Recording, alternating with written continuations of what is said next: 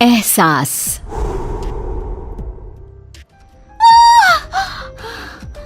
फिर एक सपना, उसके पूरे होने का डर। क्यों ये सब क्यों हो रहा है मेरे साथ? क्यों? प्रीति और उसके सपने, अनकहे अनजाने, कुछ राज समेटे हुए। ये कहानी शुरू होती है बंगाल के एक छोटे से शहर वीरानगंज से, जहाँ प्रीति अपने परिवार के साथ रहती थी। उसे बचपन से ही अजीबोगरीब एहसास हुआ करते थे, जिसके होने की वजह से वो आज तक अनजान थी। क्या हुआ बेटा, तू चीखी क्यों?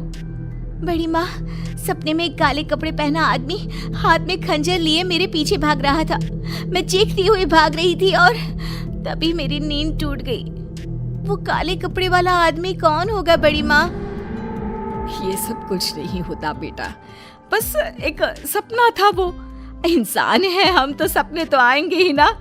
इन चीजों में दिमाग मत लगाया कर, सो जा। रूपा प्रीति को सांत्वना देकर कमरे से बाहर तो आ जाती है, पर उसका मन भी डर से भर जाता है। इतिहास अपने आप को दोहरा रहा है। हे देवी माँ, मेरी बच्ची की रक्षा करना। अगली सुबह प्रीति रोज की तरह कॉलेज के लिए निकलती है। रास्ते में उसकी नजर हूबहू वैसे ही आदमी पर पड़ती है जिसे उसने सपने में देखा था। उसका चेहरा बिल्कुल काला और आंखें लाल थी। वो अपनी आंखें बड़ी बड़ी कर प्रीति को देखता है। बड़ी माँ मानती ही नहीं है। लो, वही आदमी दिख गया। अब मैं क्या करूं? भगवान मेरी रक्षा करना। प्रीति जैसे ही ये बात कहकर पीछे मुड़ती है, वो आदमी अचानक ही गायब हो जाता है। मेरा हाथ, बहुत जलन हो रही है। प्रीति क्या देखती है कि उसके हाथ में हर तरफ नोचने के निशान थे। ये अचानक मेरे हाथों पर खरोच के निशान कैसे आ रहे हैं? लग रहा है किसी ने बेरहमी से नोचा है। बहुत दर्द हो रहा है। कॉलेज पहुंचते ही कोई क्रीम लगाती हूँ। प्रीति जैसे ही कॉलेज पहुंचती है, उसके शरीर के निशान देखकर उसके फ्रेंड्स चौंक जाते हैं। प्रिया कहती है, ये ऐसे खरोच के निशान, लग रहा है किसी जानवर ने नोचा हो। ये कैसे हुआ प्रीति? पता नहीं यार, अचानक ही। ऐसी खरोंचें तो अक्सर किसी बुरे सांप के छूने से आ जाती हैं प्रीति। क्या यार, तू भी इसे डरा रहा है? अरे लग गई होगी कोई चोट। कोई चोट नहीं लगी मुझे। शिवम सही कह रहा है। मुझे रास्ते में एक अनजान शख्स दिखाई दिया और उसे मैंने सपने में भी देखा था। फिर अचानक ही वो कहीं गायब हो गया और मेरे शरीर पर ऐसे निशान आ गए। तुम्हारी बुआ के साथ भी कुछ ऐसा ही हुआ था ना? हाँ, पर मैं नहीं जानती ठीक ठीक कि क्या हुआ था। बट शायद मेरी ही उम्र की रही होंगी। मेरी तरह वो भी घटनाओं के होने से पहले उनको महसूस कर लिया करती थी। फिर एक दिन उन्होंने कुछ देखा और फिर वो कभी उठी ही नहीं। बस इतना ही जानती हूँ मैं। तुम लोग ये सब क्या लेकर बैठ गए? प्रीति को दवा लगा दो पहले, और चलो हम लोग कॉलेज के बाद कहीं घूमने जाते हैं, मजा आएगा। प्रीति का मूड ठीक करने के लिए कॉलेज के बाद सभी घूमने निकल पड़ते हैं। सड़क दोनों तरफ से पेड़ों से घिरी हुई, एक ऐसा सफर जो सबका मन मोह ले। रास्ते में प्रीति की नजर एक हवेली पर पड़ती है।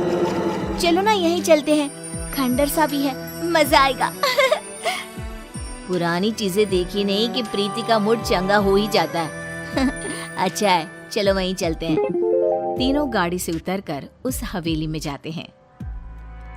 1912। 1912? ये क्या है? पता नहीं, दिमाग में ये नंबर आया। छोड़ो, मैं तो कुछ भी कहते रहती हूँ। अंदर चले। तीनों उस पुरानी हवेली के अंदर जाते हैं। प्रीति जैसे ही हवेली की दहलीज पर कदम रखती है, अचानक आंधी तूफान सा माहौल हो जाता है और तेज ठंडी हवा बहने लगती है। प्रीति के शरीर के खरोच के निशान वापस से हरे हो जाते हैं। ये निशान बहुत जल रहे हैं। मौसम के बदलते हुए रुख को देखकर सभी फौरन अंदर हवेली में चले जाते हैं। अंदर तीनों इधर उधर घूमने लग जाते हैं।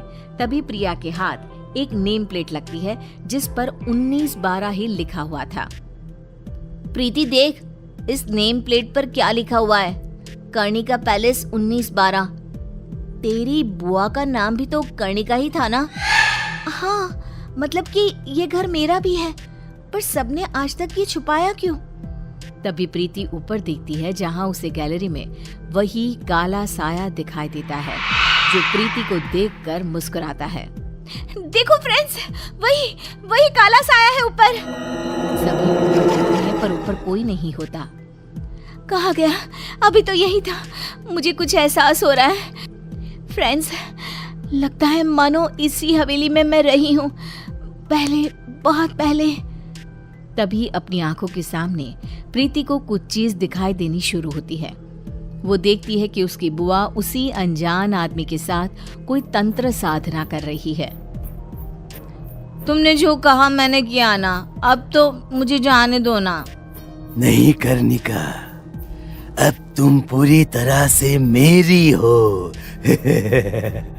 ये कहते ही वो आदमी कर्णिका को छूता है और कर्णिका का शरीर पूरी तरह काला पड़ जाता है और वो मर जाती है और वापस से प्रीति को सब कुछ पहले की तरह नॉर्मल दिखने लग जाता है।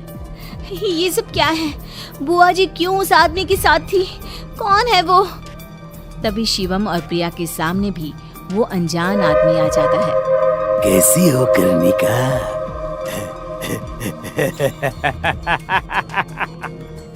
प्रीति के रूप में फिर से पैदा हुई तुम, पर देखो देखो किस्मत वापस मेरे ही पास आ गई ना। मैं कर्णिका? तुम्हारी बुआ कर्णिका, उसे काले जादू से ताकतें हासिल करनी थी और उसी काले जादू ने मुझे जन्म दिया। उसकी ताकत की लालच उसे ही खा गई और वो दोबारा तुम्हारे रूप में पैदा हुई। इसलिए तुम में बहुत सी शक्तियां हैं, पर अब तुम्हारे जाने का समय हो गया है प्रीति। वो कर्णिका थी, मैं प्रीति हूँ। मुझे किसी भी ताकत की कोई लालच नहीं है। यू कांट डिस्ट्रॉय मी। वो काला साया प्रीति के पीछे भागता है, बिल्कुल उसी तरह जैसा उसने सपने में देखा था। प्रीति भागती हुई ऊपर कमरे में खुद को बंद कर लेती है।